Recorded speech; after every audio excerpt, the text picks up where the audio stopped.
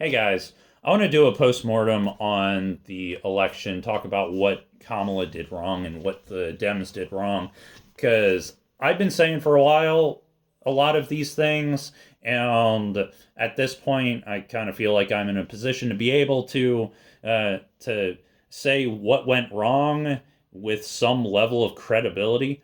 So I'll start with the economy. So Kamala did not do enough to create a clear economic message. She needed to lay out the problem and solution, and she needed to be disciplined with her message about the economy, the problem of what's wrong with the economy, and the solution of how to fix it. She needed to identify the people who were keeping prices high, and she needed to explain greedflation, which is the biggest missed opportunity. She talked about combating price gouging, but did not explain greedflation, which is price gouging. Um, she also needed to point out that Trump made the tax cuts for millionaires and corporations permanent while putting provisions in to sunset the middle class tax cuts, basically pointing out that the whole point of Trump's tax cuts was to lower taxes for the richest among us while basically temporarily cutting taxes for the middle class, but inevitably having all of those tax cuts come back, um, basically as kind of window dressing to make people middle class people think that he actually cares about their kitchen table issues. She also needed to call out Trump on his corruption. She needed to call out Trump and the real estate industry for the price fixing schemes. This comes back to the economy and something that would actually help people. This is a massive kitchen table issue. Rent prices being too high. Now, she really should have been tying Trump's business interests as a landlord and in the real estate industry. She needed to tie Trump's business interests to the rising rent prices and those same price fixing schemes. She also needed, going back to corruption. She also needed to talk about how he and Jared Kushner took millions, if not billions of dollars, in some cases billions of dollars, from the Saudis, and point out the fact that he's massively corrupt. So Trump took money, funneled money from the Saudis through Trump Hotel in D.C. while he was president, and then since he has been out of the presidency, he has taken a bunch of money from the Saudis through golf through golf championships that have been held at his golf clubs. Also, there was the transaction that Jared Kushner had with the Saudis, where they gave him basically $1 billion as sort of just like it was paying off for a bribe. Um, and then also, and let's not bury the lead. Let's talk about the fact that Elon Musk bought his way into the Trump presidency. This Trump presidency is shaping up to probably be one of the most corrupt presidencies in at least in my lifetime, and might be the most corrupt in history. But I don't know. We'll see. So let's get to war. So she needs to run away from the Cheney endorsement. She needs to explain the rationale of continuing to fund Ukraine. She needs to talk about forcing a resolution. Basically, no one wants the war in Ukraine to be a forever war, and there needs to be a more disciplined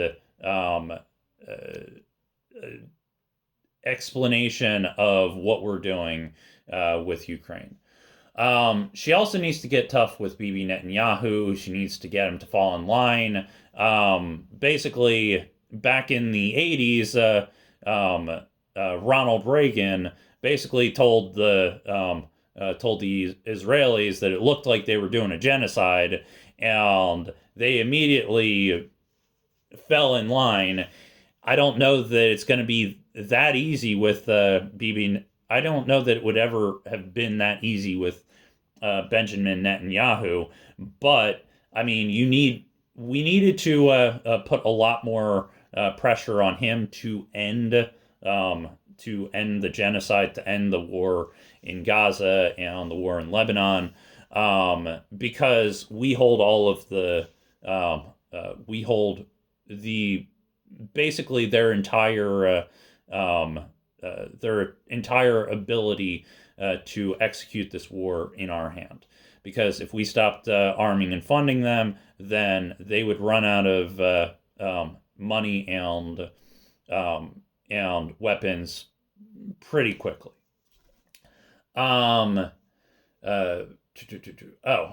Also, pro-Palestine supporters are the Dem base, and they need to act like it.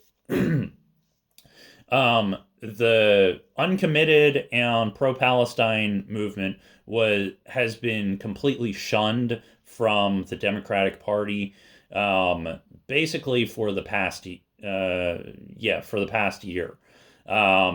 At the convention, they were pushed out, and they didn't even allow a single Palestinian voice to be heard from the DNC stage. They purged themselves of all pro-Palestine voters. Some of those people may have ended up voting for the Democrats, but a lot of people either sat out, or some of them actually ended up voting for Trump, as dumb as that is, because Trump's going to be worse for Palestinians than the Democrats are. All right. So-called anti-war people have flocked to the Republican Party, and we really need to, and the Democrats really needed to be pointing out that the Republican Party is and always has been the party of war. The Republican Party still has way more neocons than the Democratic Party. Sure, some of those neocons may be coming over the Democratic Party, but it's still the Republican Party is still a sea of warmongers, and the Democrats. It would serve them very well to point that out. So here's a list of high-profile people the Dems lost: Russell Brand, Tulsi Gabbard, RFK Jr., Jimmy Dore, and Joe Rogan. So I said Joe Rogan there at the end. Why did I say Joe Rogan there at the end? Because back in 2020, I think it was, Joe Rogan actually endorsed Bernie Sanders. So the Democratic Party has lost a lot of freaking people. A lot, like all of these people that I just pointed out here, except for maybe Jimmy Dore, all of those people have tons and tons of mainstream support, and they brought a ton of people from the Democratic Party over to the Republican Party this time around. Each of these people took their audience to the Republican Party. So here's some high-profile people that the Dems gained: the Cheneys, other warmongers, and Republican has-beens. That is a great group of people for the Democrats to be going after. I'll tell you that.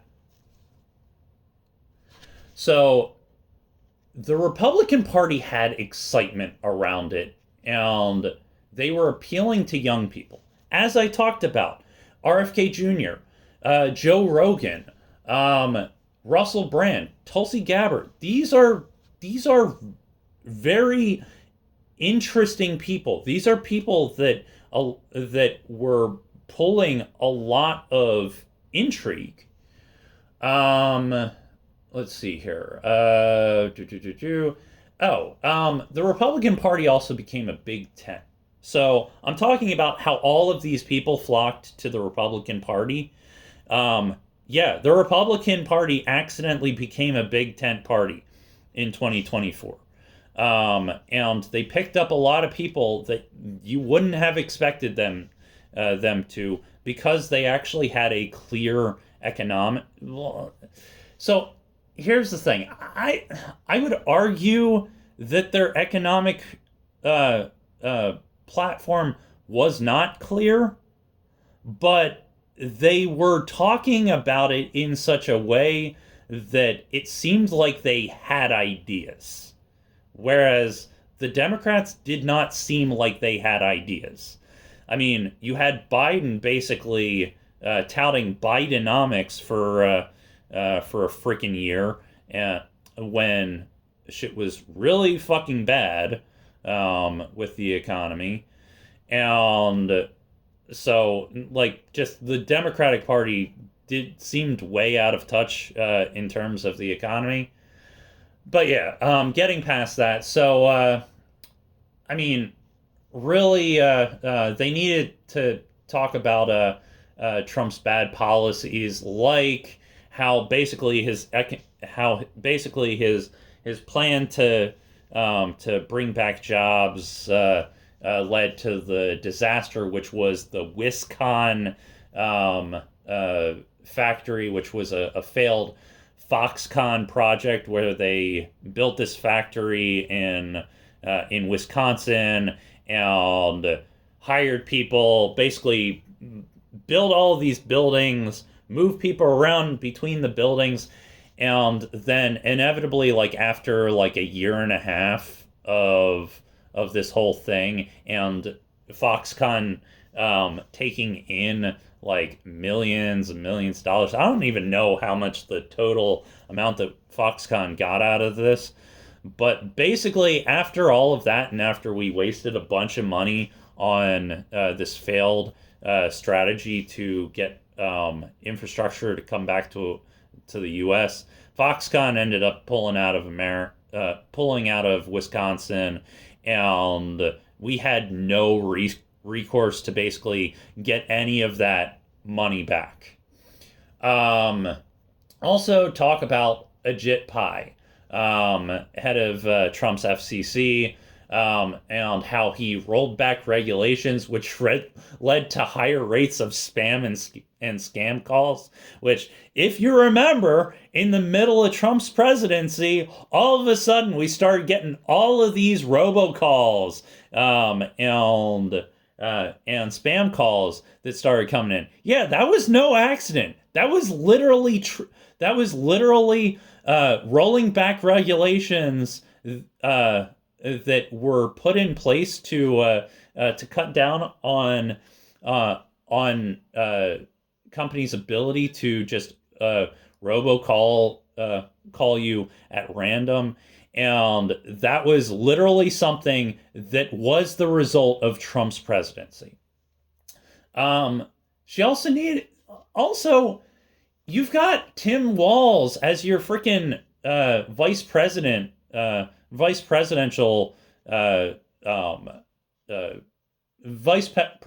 candidate.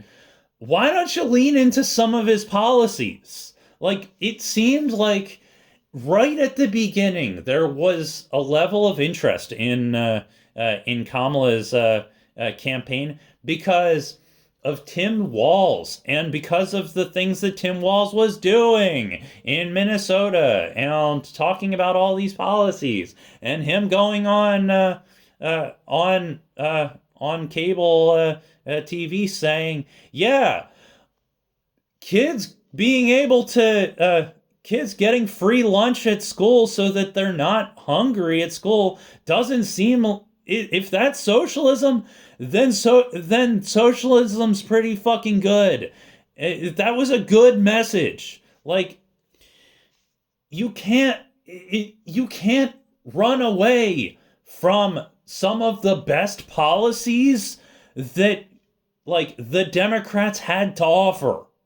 And so when basically Kamala decided to pivot away from good policies and in favor of saying, look at all of these ex-Republicans that are now in the Democratic Party. Look, I've got Dick Cheney, the architect of the fucking Iraq War, who's supporting me. Yeah, you don't think that maybe that would depress turnout and get the all of these lefties who are against war to be like, yeah, fuck you guys, and then also leaning super far into this fucking genocide in Gaza. Yeah, you don't think that that's going to kill the buzz of a lot of people who may not, who may be only staying with the Democratic Party because they're anti-war and they actually care about people's rights. Yeah, it's and yeah, she needed to lean into those policies. Um, and then, I mean, I'll end this by talking about the racism, the bigotry, the sexism, the Islamophobia, the anti-immigrant sentiment. There's a lot of people that just didn't believe that it's Germany in the late 30s. And here's the thing: I can't say whether it's Germany in the 30s or not. I can say that there are some groups of people that really are a little bit more in danger under a Trump presidency than they would be under a Kamala presidency. But I don't know if we're literally going to be seeing the mass kicking out of naturalized citizens that has been discussed. And like, I don't believe that the Republican Party is going to like go out and start killing gay people. I don't think that that's something that is on the table. Now, I don't believe that that trans people are completely in the clear.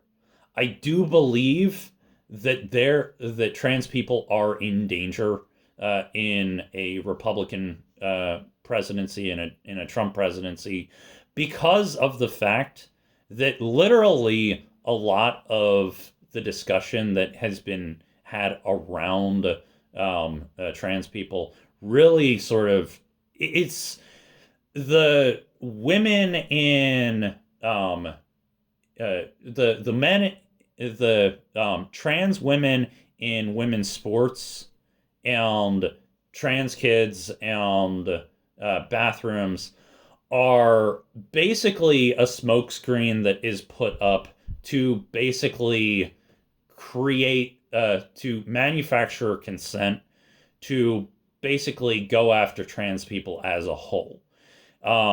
It turned trans people into a wedge issue.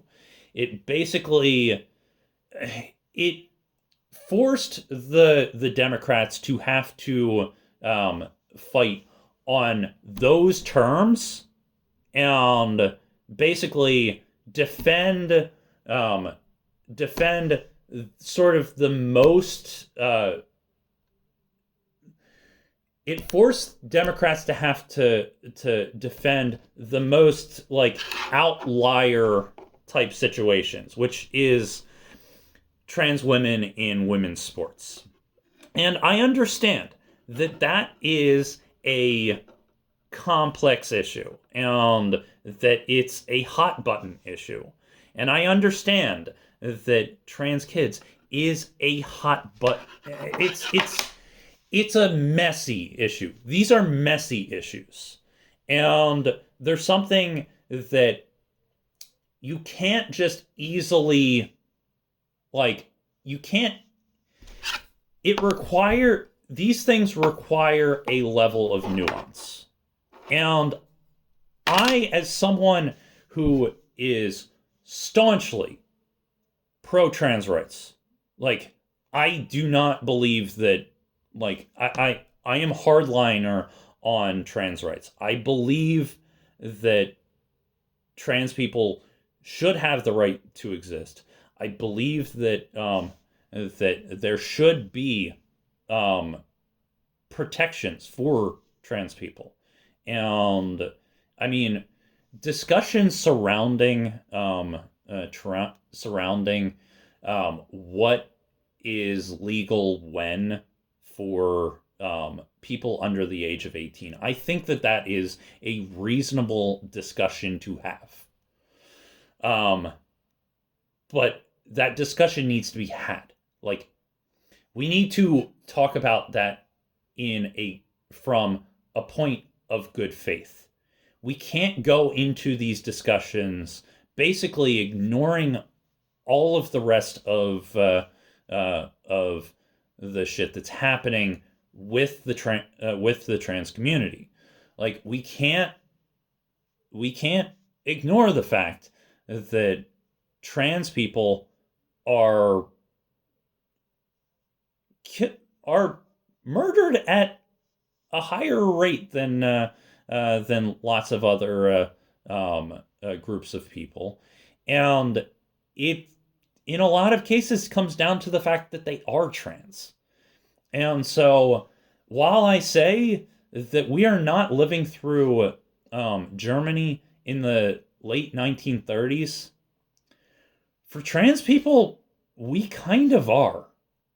And that is kind of really fucking sad, because I would not put it past the Republican Party of 2024 to start, like, locking up trans people and, like, basically making trans people register as, like, sex offenders and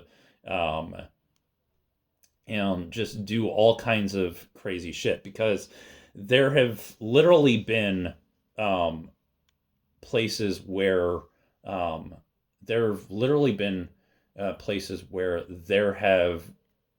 the state has taken away children from their parents when the parents have simply allowed the kids to, like, take puberty blockers or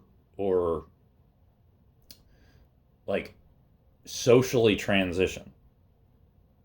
And this is, like, I understand there's a lot of people that are going to have a lot of complex issues, a lot of complex feelings about trans people. But that doesn't change the fact that these are fucking people.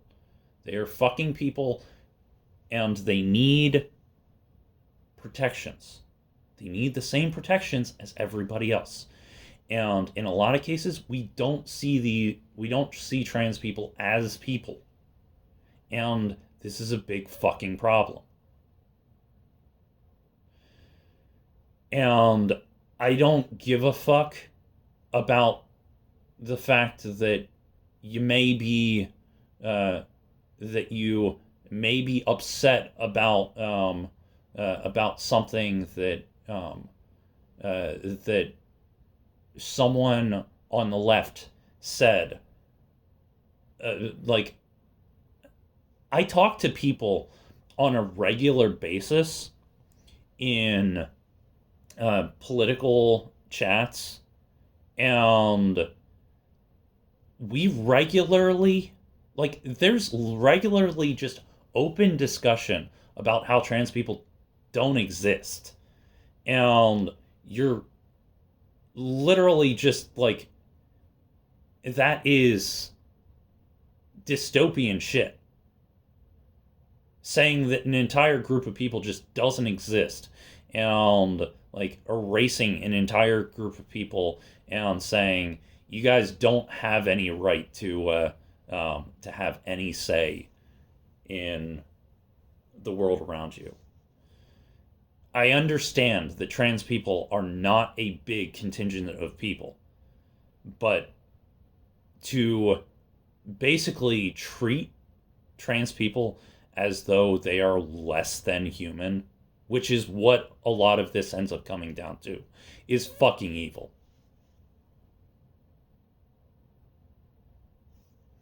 And I'll end it there. So, yeah, I buried the lead of. I buried the bigotry way at the end of this video because I figure if you've made it to the end, it's because you actually gave a fuck about what I had to say in this. And I understand that there's a lot of people who don't give a fuck what I have to say. And I understand that that my views are outlier views. And I understand that, like, there's a lot of people that just kind of want to live their life and they don't want to think about all of these policies, and they don't want to think about the negative policies of Donald Trump because they want to say, oh, well, he cut my taxes. And they don't care about, about like immigration policy and shit like that. It actually, I take that back. There's a lot of people that care deeply about immigration policy, but don't care about the actual immigrants. And I understand that there's a lot of, like, there were a lot of uh, Puerto Ricans that voted for Trump after that whole Tony Hinchcliffe thing. And, like, the fact of the matter is that Donald Trump sold out Puerto Rico last time around. So it's like, obviously these guys didn't give a fuck about him speaking negatively about them. So I mean, who knows? Maybe the whole thing about the bigotry is whatever. Maybe no one gives a fuck about bigotry anymore. Maybe we're all just bigoted. And I don't know. Well, I'll sign off now.